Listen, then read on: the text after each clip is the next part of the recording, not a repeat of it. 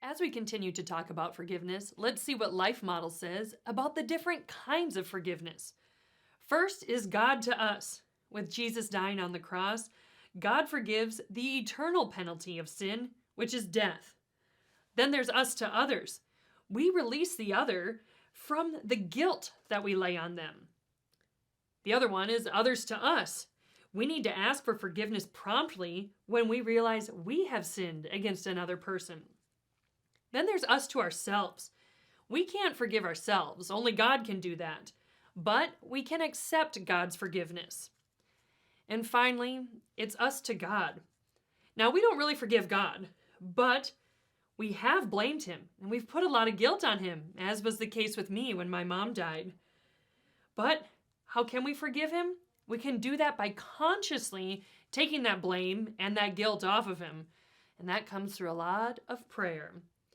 And it can be so hard on every single level. The pain and the hurt is so hard and so hard to heal.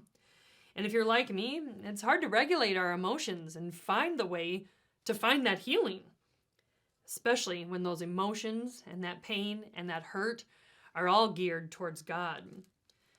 Now, I thought I had a strong faith, like most of us do. We go to church every week. I even went to a Christian day school. And get this, I even turned down a full ride to college because it was to a school that didn't share the same faith as us.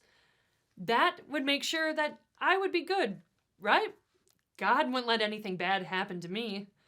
Oh, how wrong I was. And that made that hurt and me harden my heart even more when he took my mom. How could a loving God do this? It's why for me, forgiveness was just so hard. I felt justified in my actions. Of course I can be angry at him. Why would he do that? Why would he take my mom?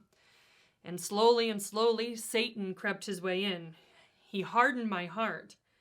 He led me to believe that I was on my own. There were days, even years, where I felt like even though I went to church, I sat there crying. I didn't receive the message or the words. It didn't matter. Nothing was getting through to my hardened heart. Now, if only I could go back in time, right? I'd go back and I'd see all the angels that were there surrounding me with love.